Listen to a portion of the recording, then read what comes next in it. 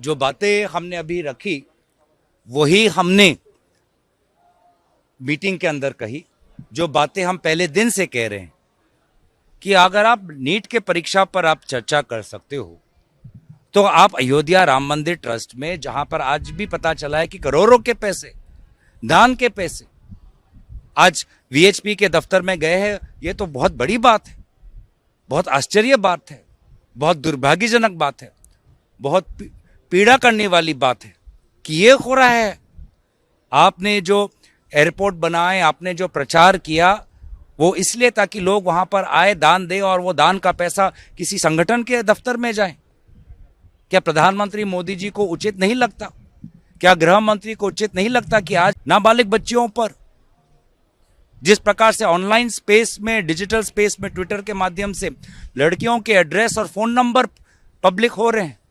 वे लड़कियां जो कहती थी कि वो इतने दिन जंतर मंतर पे थी, तब उनको वो अपने आप को सुरक्षित महसूस करती थी, लेकिन अब जब जंतर मंतर का प्रोटेस्ट खत्म हो गया, अब जब वो अपने घर आई हैं, तो बीजेपी के द्वारा, आईटी सेल के द्वारा अब वो अपने आप को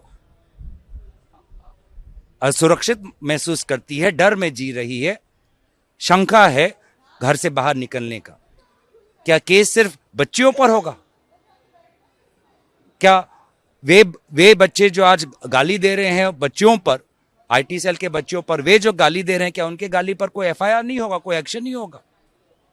तो इसीलिए प्रधानमंत्री जी ने तो माफ कर दिया होगा, लेकिन देश के युवाओं ने, देश के बच्चों ने जो आज उनके साथ हो रहा है, उसके लिए ना प्रधानमंत्री को माफ किया है, ना गृह मंत्री को माफ किया। अभी तो देखो और रास्ते हैं, लेकिन भूलना नहीं चाहिए उस समय क्या हुआ था। हमारी बेटियों के साथ जिस तरह से व्यवहार हुआ और क्यों हुआ, वो परिस्थिति क्यों बनी, ये उन्हीं के कारण बनी थी और बहुत बड़ा ये एक इशू बना।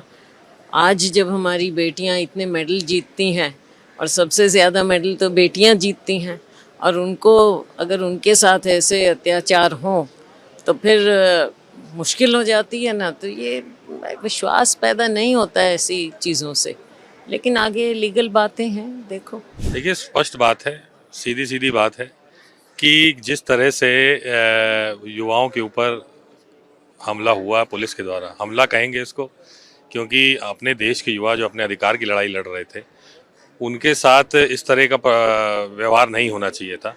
और स्पष्ट बात है, जैसा राहुल जी ने कहा कि या तो गृह मंत्री जी को पता नहीं था तो वो अयोग्य हैं। भाई काफ़ी दिनों से वो प्रदर्शन चल रहा था, नोटिस दिया था कि जो यहाँ आएंगे वो लोग, तो आपको व्यवस्था करनी चाहिए थी। भाई गोली चलाने का जो ऑर्डर है वो क्यों दिया आपने, या नहीं दिया आपने ऑर्डर तो फिर किसने दिया, उसके खिलाफ कार्रवाई करें। लेकिन जिम्मेदारी अंत में आपकी ही बनती है, आप हेड हैं, गृह मंत्री हैं, आपके अंडर पूरी सुरक्षा व्यवस्था है दिल्ली की, पुलिस से लेकर और सारी पैरामिलिट्री तक। तो फिर आपको उसकी जिम्मेदारी लेनी चाहिए, कम से कम एक स्टेटमेंट देना चाहिए। युवा, देश के युवाओं से, ऑपोजिशन से नहीं, देश के युवाओं से माफ़ी मांगनी चाहिए कि ऐसा हुआ, उसके लिए माफ़ कर दें। लेकिन नहीं कर रहे हैं तो हम लोग को तो जनता की आवाज़, युवाओं की आवाज़ उठानी ही है।